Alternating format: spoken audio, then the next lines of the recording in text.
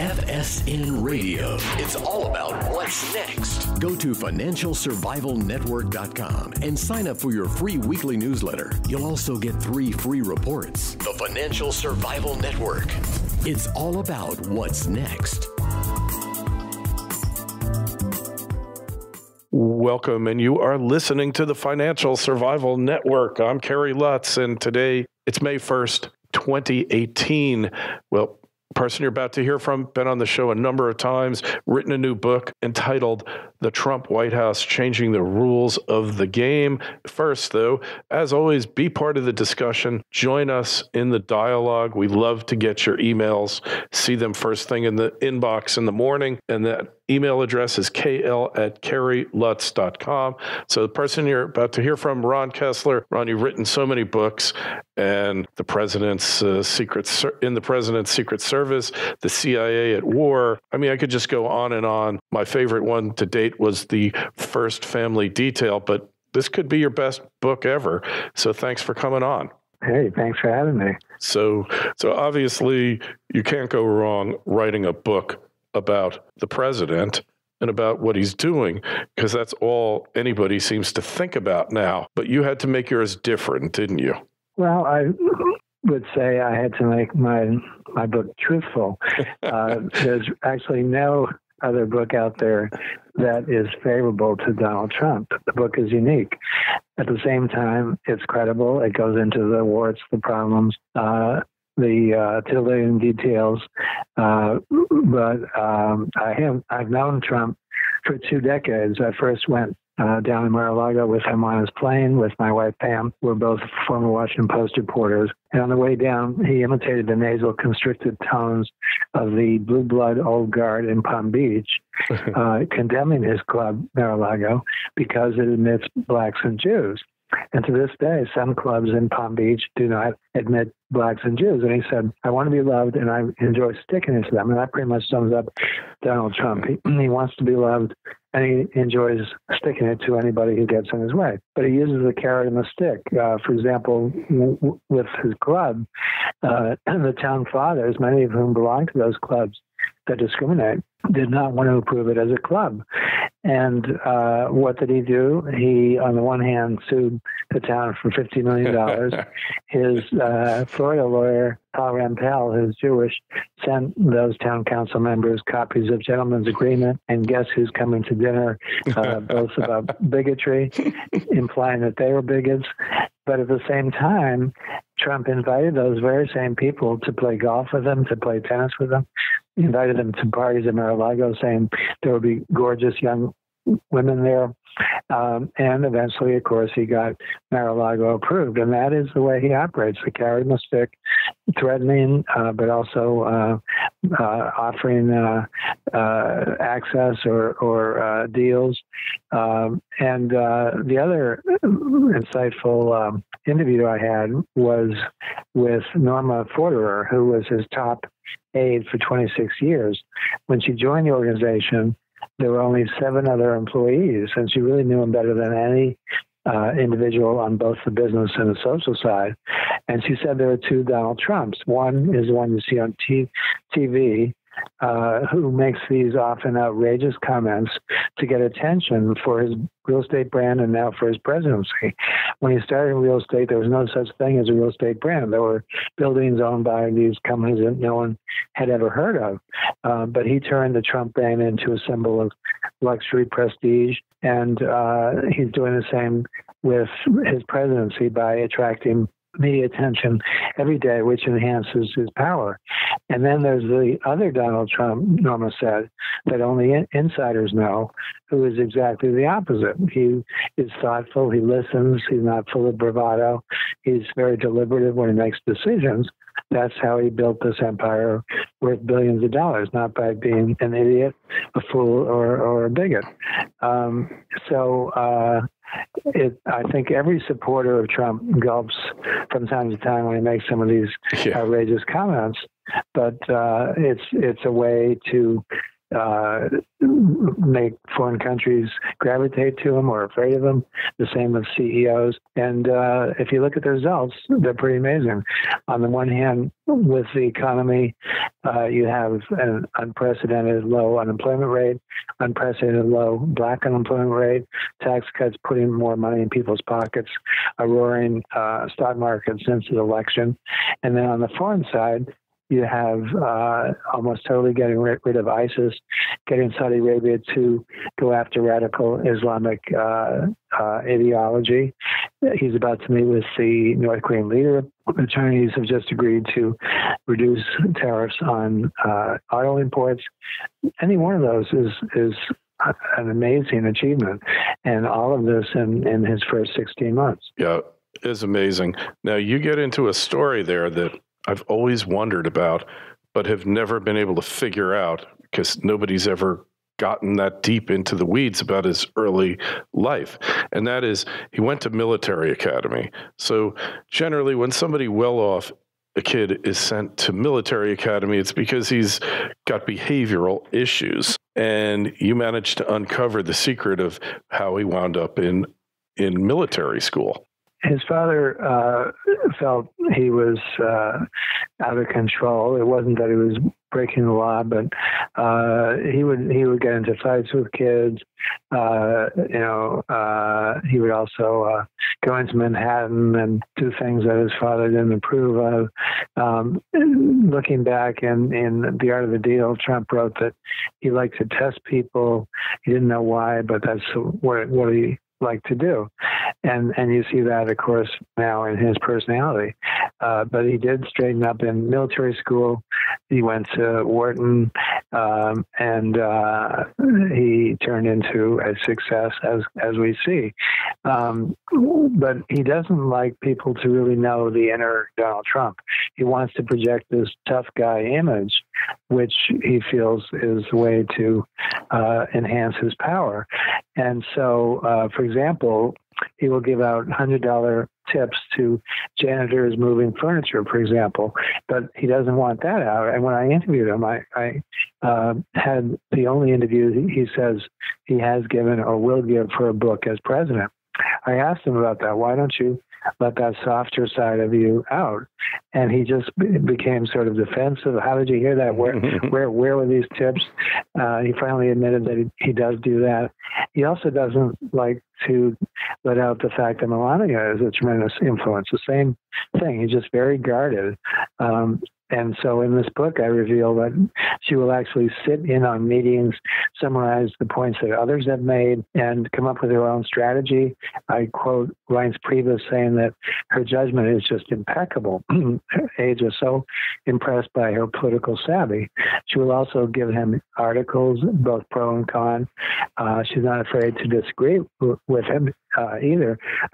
For example, at Mar-a-Lago one day, Martha Stewart showed up, and Donald's butler, Tony Senecal, answered the door, and Martha said, "Could I take it to her Mar-a-Lago?" And he said, "Sure, why don't we set it up for 3 o'clock tomorrow?" Tony told Donald, he said, "Fine." But later in the day, Tony went to check to see if Trump needs anything in the private quarters, and Trump started screaming at him, "You dumbass, you should have scheduled it for noon tomorrow when the club members would be here," and they would see Martha, and Martha would see them.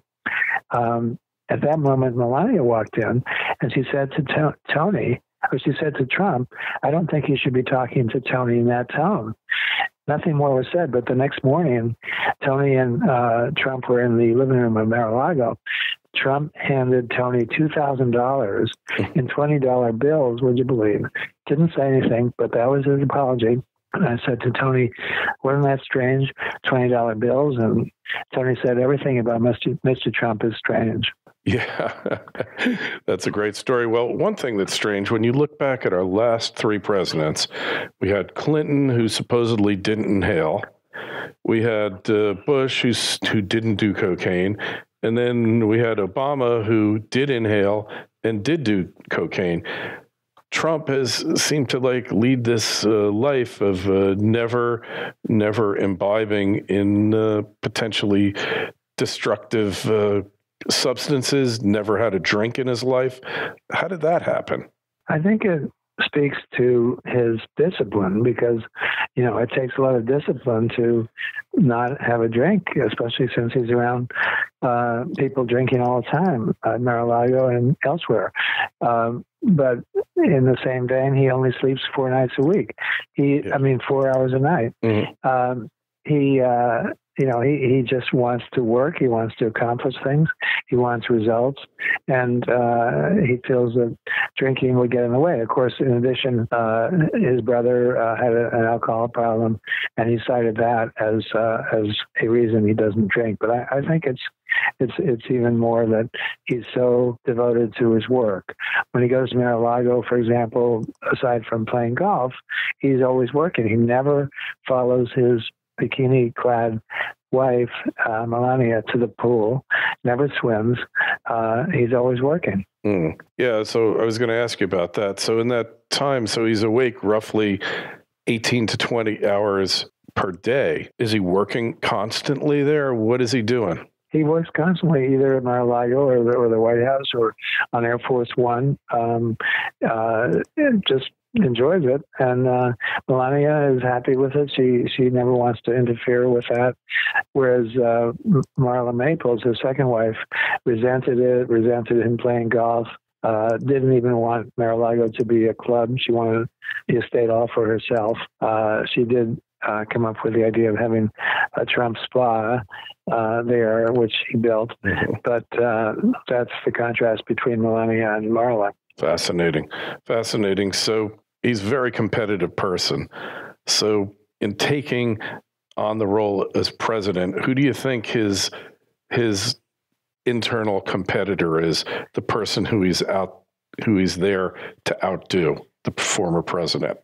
As far as former presidents go, it's anybody who came before him almost. I guess he would cite 1 or 2 people from way back as good presidents, but it's all about orchestrating a scenario that portrays him as the number one success.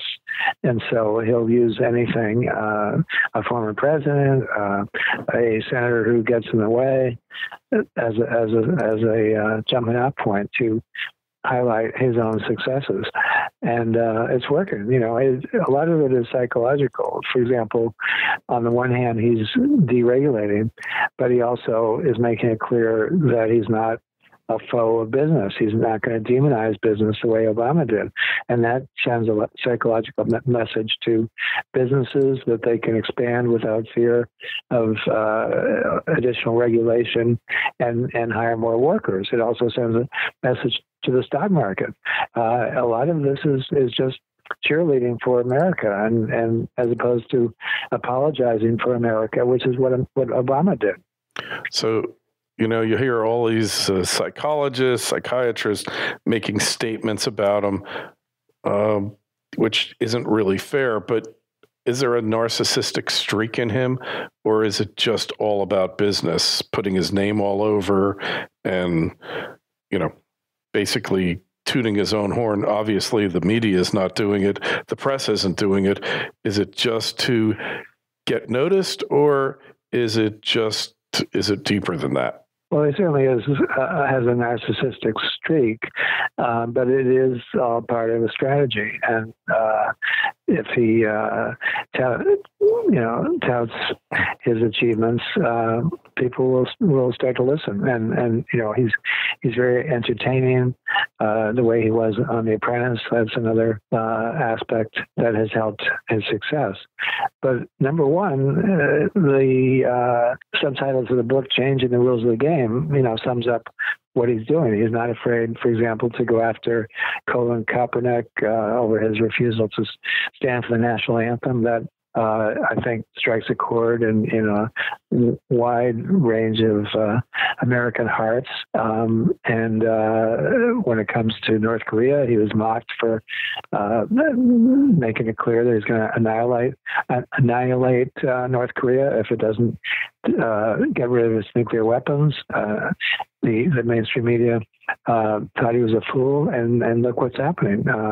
Obviously, they are serious now. Over and over again, this strategy is working.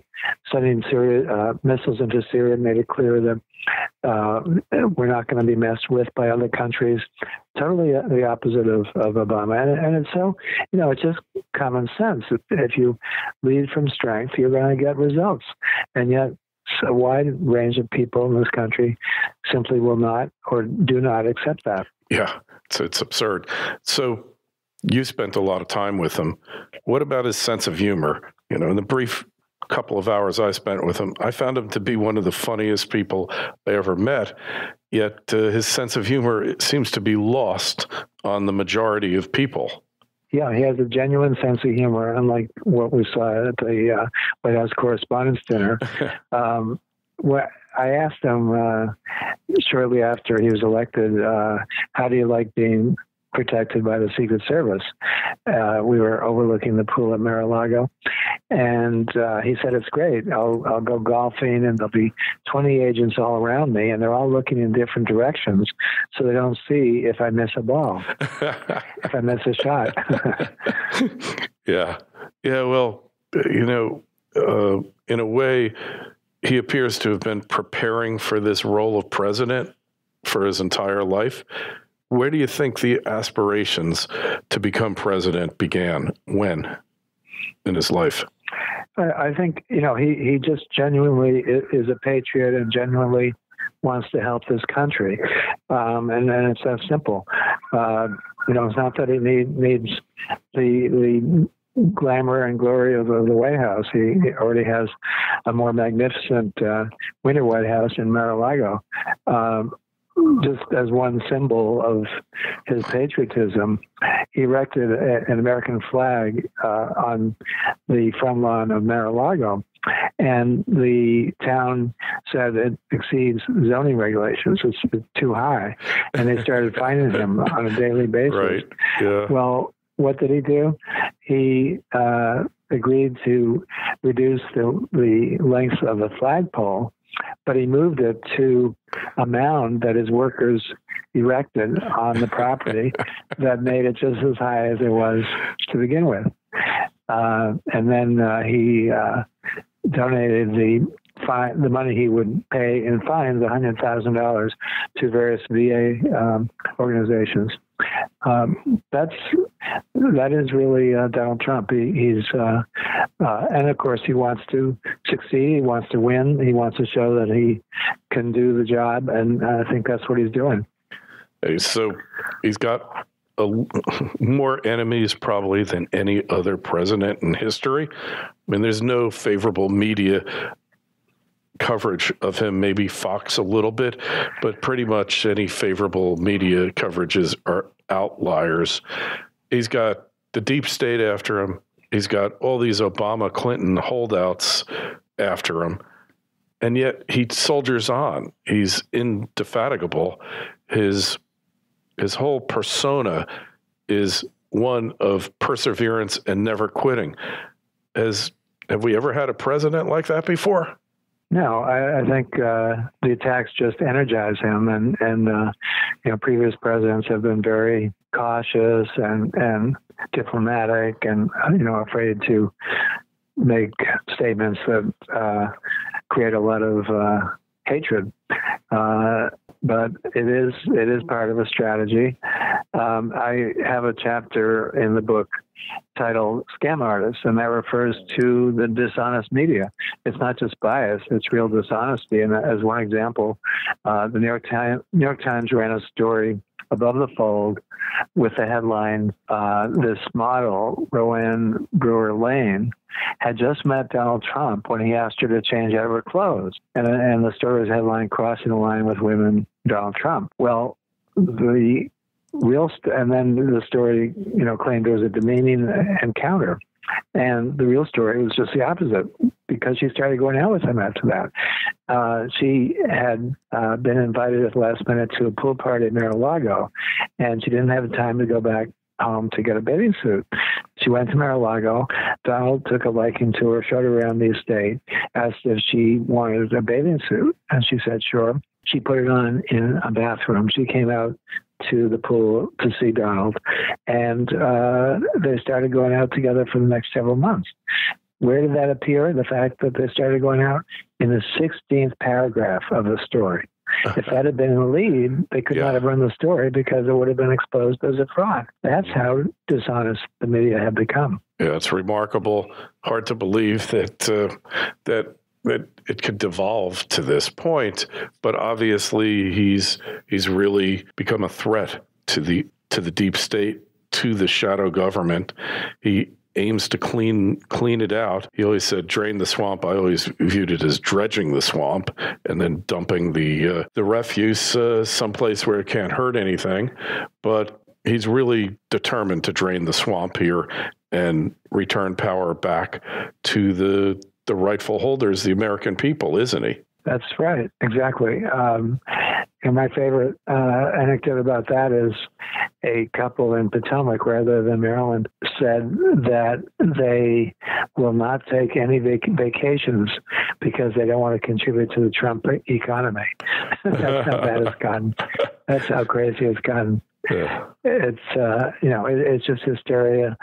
I think part of it is people just have this lemming instinct. They can't think for themselves. I mean, certainly others legitimately believe in socialism and don't understand capitalism or don't accept capitalism, and the media, of course, spurs all this on.